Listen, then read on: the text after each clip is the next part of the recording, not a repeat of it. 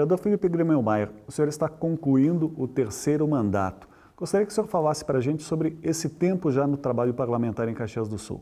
Olha, primeiro agradecer a oportunidade de a gente poder estar aqui nesse momento e falar sobre esse trabalho desenvolvido junto à comunidade, junto às entidades, a todas aquelas pessoas que nos procuram, e a gente tenta levar esse trabalho adiante. A gente tem um foco dentro do gabinete muito aberto, na verdade, com algumas questões pontuais, não tem como ser diferente pela nossa ligação histórica, até como vida e como tudo aquilo que a gente carrega de aprendizado. A questão do esporte é algo muito, muito presente na minha vida, então a gente trabalha muito essa questão, a própria questão da cultura, do idoso, sem jamais abandonar as questões pontuais, né, como saúde, educação, porque isso é uma situação que deve ser óbvia para todo mundo.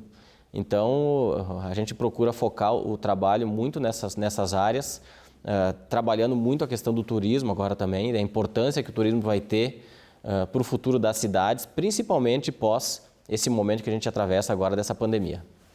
Vereador, gostaria que o senhor falasse, então, os projetos de lei que foram apresentados, emendas, requerimentos, moções.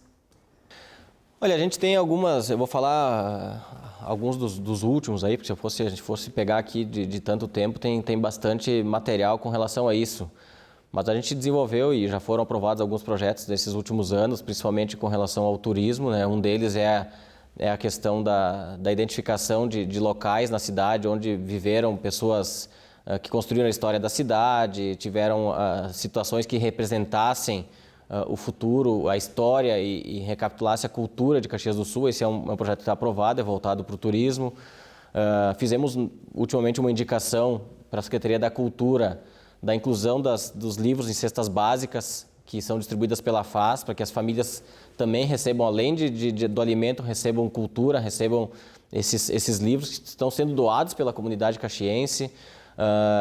Desenvolvemos projetos na área do idoso, né, da implementação de atividades esportivas para os idosos, né, manutenção desses trabalhos todos que são feitos hoje pela Secretaria de Esporte e Lazer, que tem uma repercussão muito grande na saúde física e psíquica dos idosos.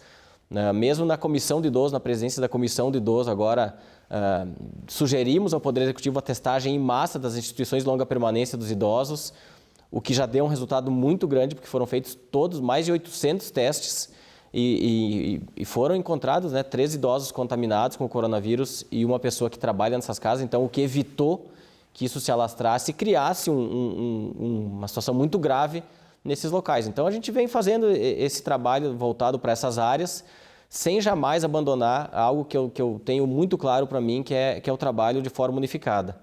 E nesse último mandato a gente focou muito na questão regional, né? Na presidência da Câmara em 2017 trabalhamos a implementação do Parlamento Regional.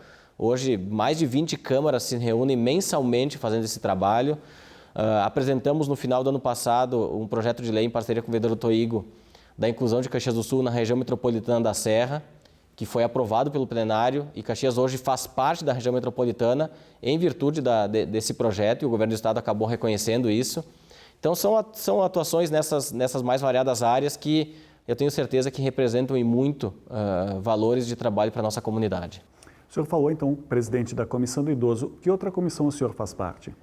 Eu faço parte da Comissão de Constituição e Justiça, né, há bastante tempo já, e da Comissão de Desenvolvimento Urbano, Transporte e Habitação, que é uma comissão também extremamente importante no Legislativo e que trata dos mais variados assuntos. Vereador, fala sobre essa relação com a comunidade. O trabalho aqui no Legislativo, a comunidade acompanha pela TV Câmara. E o trabalho de reuniões, participa de encontros com a comunidade, na próprio seu deslocamento no dia a dia. Fala sobre essa relação para a gente.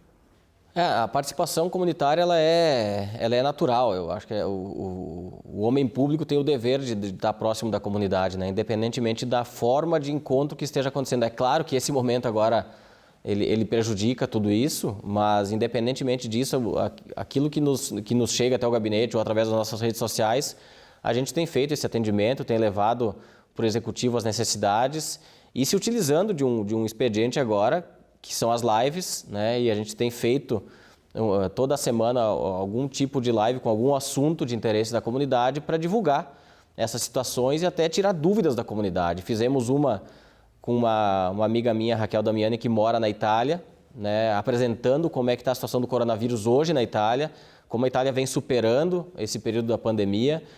Conversamos sobre as políticas pós-pandemia com o professor Fábio Vanin na semana passada, onde foi feito um debate extremamente importante dessa relação regional e daquilo que a gente pode esperar dos municípios no pós-pandemia. E temos uma outra live nessa semana agora com o ex-governador Germano Rigotto, atualizando a questão política, né, do país no pós-pandemia também. Então, eu acho que essas lives elas vêm num momento difícil, importante, um momento cheio de incertezas, mas que são também uma forma de comunicação com a comunidade.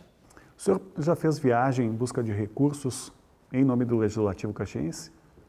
Nós estivemos não só em busca de recursos, mas em busca de benefícios para a comunidade, né? Estivemos em Porto Alegre algumas vezes nos últimos anos, trabalhando a questão da delegacia do idoso, da implantação de uma delegacia ou de um cartório do idoso aqui na cidade. Estivemos reunidos diversas vezes com o vice-governador e que é secretário estadual de segurança, também acompanhado do deputado Búrigo.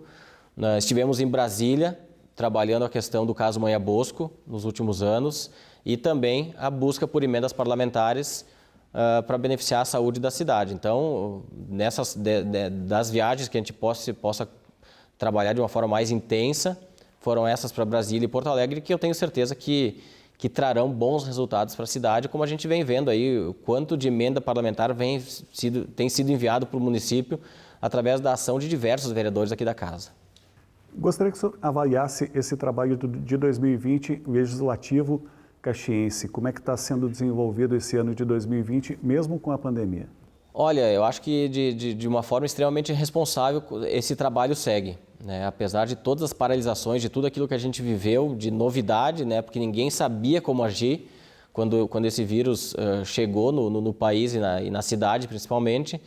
A Câmara não deixou de trabalhar, né? Mesmo nos períodos mais complicados, de maior isolamento, a Câmara fez sessões remotas, né, não deixando de votar projetos importantes para a cidade, levando esse trabalho para a cidade, mesmo nesse período complicado. Então, a Câmara tem assumido o seu papel e as comissões seguem trabalhando.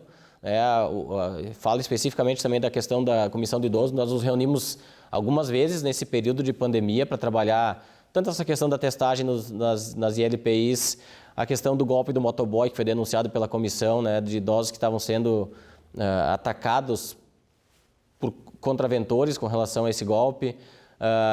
Sugerimos para o Poder Executivo o IPTU solidário, que ele acontece normalmente até 31 de agosto, os idosos têm que protocolar esses pedidos, solicitamos que isso se estenda até 31 de outubro, ainda aguardamos essa resposta.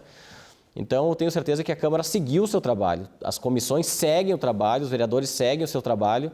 Então, a Câmara soube o momento de parar, de regredir, mas nem por isso deixou de fazer as suas sessões, mesmo que de forma remota, aprovando os projetos e fazendo com que a cidade não parasse em virtude dessa situação toda entre o Poder Executivo e o Legislativo. Reputo de extrema importância e relevância e principalmente responsabilidade nesse momento. Gostaria que o senhor deixasse uma mensagem final aos telespectadores que estão acompanhando a sua entrevista. Olha, eu aproveito esse momento, Mauro, para solicitar que a nossa cidade permaneça se cuidando, que as pessoas sigam entendendo a dificuldade que o momento vive, sigam entendendo a importância que esse momento, que não é só Caxias, não é só o Brasil, o mundo vive, o mundo atravessa, e se nós continuarmos dando esse exemplo responsável que Caxias vem dando, né, com relação ao coronavírus, eu tenho certeza que a gente pode passar desse processo de uma forma muito mais rápida do que se imagina. Então, isso depende de todos nós trabalharmos essa questão de uma forma muito séria, ouvindo tecnicamente quem tem conhecimento do assunto, nesse caso, os profissionais de saúde, o comitê de crise, para que a gente possa superar tudo isso de uma forma mais breve, com menos impacto negativo possível. Vai ter impacto negativo? Inegavelmente. Mas se a gente tiver a consciência e entender a importância disso tudo, nós vamos superar de uma forma ainda mais rápida do que a gente possa estar imaginando nesse momento. E o cidadão precisando conversar com o senhor, vereador Felipe, as portas estão abertas. As portas estão abertas, nossas redes sociais estão aí à disposição, telefone, Facebook, Instagram, Twitter, enfim, a forma de nos achar é muito fácil. Então, todas as nossas redes estão à disposição da comunidade.